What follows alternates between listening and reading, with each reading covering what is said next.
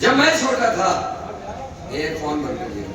जब मैं छोटा था और मेरे साथ के बहुत सारे लोग जो हम उम्र होंगे, हम लोग स्कूल में जाते थे, तब स्कूल का स्टाफ, टीचर्स हमको जब ड्रामा कराते थे या कोई प्रोग्राम होता था, प्रोग्राम होते थे हिंदू मुस्लिम सिख ईसाई हम सब है भाई भाई।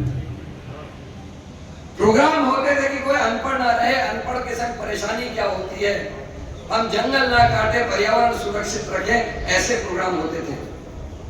आज भारतीय जनता पार्टी और आरएसएस ने हमारे रगों में, हमारे खून में जहर डाल दिया है। हर आदमी दूसरे को शंका की दृष्टि से देख रहा है क्योंकि उनको वोट चाहिए। आज आईआईटीज, पॉलिटेक्निक्स बंद हो रहे हैं। देश के प्रधानमंत्री मोदी जिसने कहा था मैं शिक्षा व्यवस्था सुधारूंगा, इस देश में 1 लाख से ज्यादा इंटर कॉलेजेस बंद कर दिए गए हैं और अभी आगे और आने वाले समय में बंद होंगे। शिक्षा को दूर किया जा रहा है। पहले जब मैं छोटा था, मेरे साथ के बच्चे जब मेडिकल में निकलते थे, सीपीएमटी या कुछ पास करते थे, तो उसमें मैक्सिमम पार्ट जो था वो सरकार भरती थी, पैसा माँ बाप को बहुत कम पैसा था। आज अगर मेरी कोई छोटी बहन मेडिकल निकाल भी लेगी तो उसको कम से कम साल का 1 करोड़ रुपया फीस भरने के लिए चाहिए। माँ बाप खेत बेचेंगे, जमीन बेचेंगे, मकान बेचेंगे, कर्जा लेकर अपने बच्चे को पढ़ाएंगे।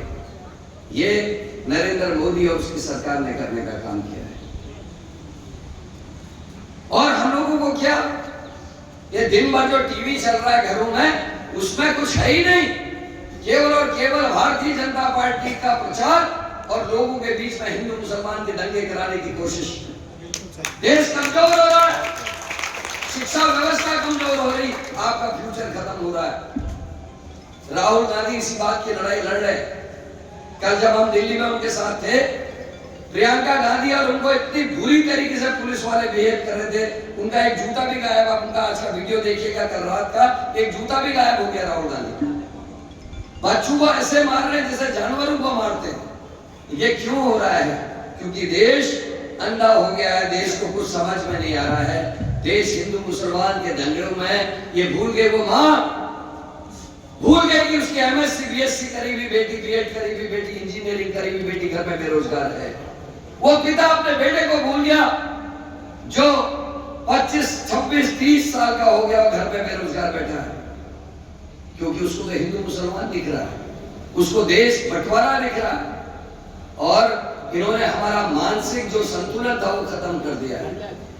बहुत चिंता हो रही है कभी कभी सोचिए कि आने वाले समय में मेरी बहनें क्या करेंगी, मेरे छोटे भाई क्या करेंगे। एक डर लगता है, भैया चलो आप नीचे नीचे, मेरे को पसंद नहीं है सब चीज। मिलती है ना, सरकारी पेंशन मिलती है जो पुराने लोग हैं। लेकिन जैसे भारतीय जनता पार्टी की सरकार इस देश में आई, 2004 में अटल बिहारी वाजपेयी ने कर्मचारियों की पेंशन बंद करा दी। 2004 के बाद जो मेरे छोटे भाई बहन नौकरी में लगे या हमारे परिवारों के लोग नौकरी में लगे, अब वो जब रिटायर हो रहे उनको कोई पेंशन नहीं मिल रही है। शर्मनाक है ये, क्योंकि जब घर जाना होता है नौकरी से, मकान ठीक करना होता है गांव का, बिटिया की शादी करनी होती है, बच्चों को एजुकेशन के लिए हायर एजुकेशन में डालना होता है, कोचिंग करानी होती है, तब हाथ खाली होते हैं। सांसद और विधायक एक बार भी बन गए तो 50-60 हजार रुपया पेंशन मिलती है। लेकिन 30 साल 35 साल नौकरी करने वाले मेरे भाई बहनों को रिटायरमेंट के बाद पेंशन नहीं मिलती है। काम किया भारतीय जनता पार्टी ने।